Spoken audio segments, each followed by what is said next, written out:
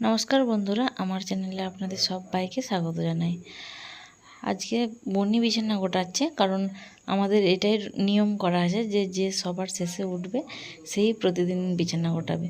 তো আমি আর বনি একটা ঘরে শুয়েছিলাম। আমি অনেকক্ষণ ঘুম থেকে উঠেছি, উঠে বাড়ির সকালের যা কাজ সেগুলো সেরে নিয়েছিলাম। আর এখন বাজে 7টা, বনি উঠেছে ঘুম থেকে, দিয়ে বিছানাটা গোটাচ্ছে। প্রথমে জানলা খুলে দিয়েছে, ঘরটা খুবই অন্ধকার ছিল সেই জন্য। আর বালিশের কভারগুলো একটু খুলে গেছিলো, তাই জন্য বনি একটু ঠিক করে নিয়ে বিছানাটা পরিষ্কারভাবে ঝেড়ে দিয়ে ভালোভাবে গুছিয়ে নিচ্ছে।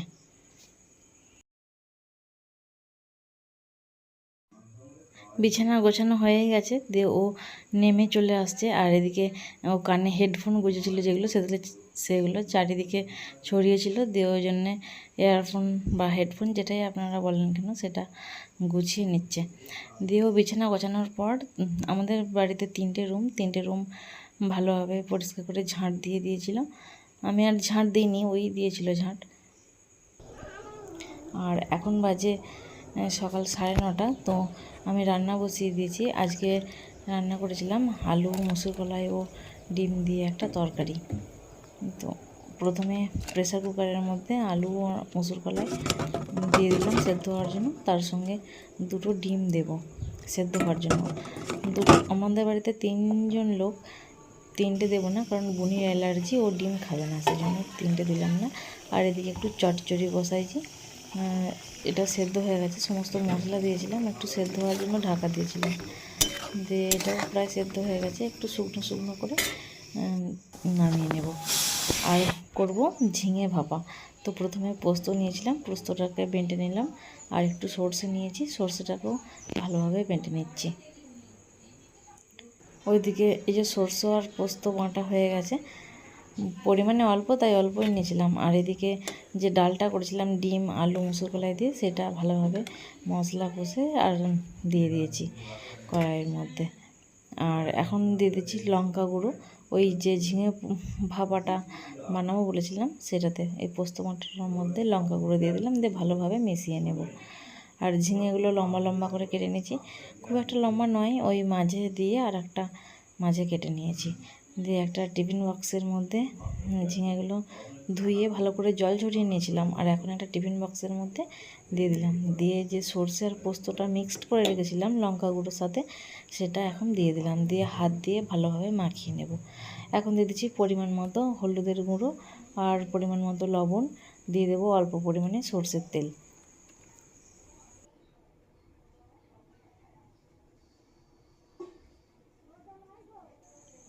এখন সর্ষের তেল দিয়ে দিচ্ছি, দিয়ে হাত দিয়ে ভালোভাবে মেখেও নিচ্ছি।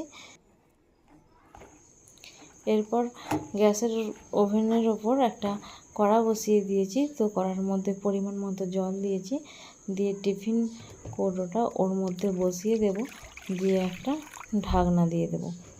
টিফিনটা যাতে বেশ শক্ত করে আটা হয়ে যায় বা বাষ্পটা যাতে বেরিয়ে না যায়, সেই জন্য ঢাকা দিয়ে দিয়েছি শক্ত করে। 30 থেকে 35 মিনিটের মতো রান্না করলেই হয়ে যায়। তো এই যে দেখুন ঝিঙে ভাপাটা হয়ে গেছে, আর খেতে খুব সুন্দর হয়। আর এখন বাজে প্রায় 1:30। তো আমরা খেতে বসেছি, বাপি, আমি আর বোনি খেতে বসেছিলাম। আর একটু ঘুমিয়েও গেছিলাম। বিকেলে এখন 4টে বাজছে। তো আমি উঠেছিলাম, উঠে আবার ক্যামেরাটা অন করেছিলাম। আমি একটু বাইরের দিকে যাব, যেখানে আমাদের দুর্গা মন্দির, ওখানে যাব একবার। দিয়ে ঘরগুলো বন্ধ করে দিলাম। আর ঘরগুলো বন্ধ করে দিয়ে একটা গেটে তালা দিয়েছি, তো আর একটা গেট খুলে নিয়ে তালা দিয়ে দিলাম। বাপি, বুনি কেউই নেই, সবাই বাইরে দিয়ে গেছে। বিকেলে কারোরই বাড়িতে বসে থাকতে ভালো লাগে না, তো এই জন্য আমি এই রাস্তাটা দিয়েই গেছিলাম। এখন সন্ধে 7:30 বাজছে, বুনি পড়তে বসেছে। আর আমার যেহেতু আমার মা নেই, তো ফুল ঠাকুমা আমাদের বাড়িতে এসেছিলো, ঘুমিয়ে গেছে ফুল ঠাকুমা। আর বুনি পড়ছে, এদিকে কুলার চলছে।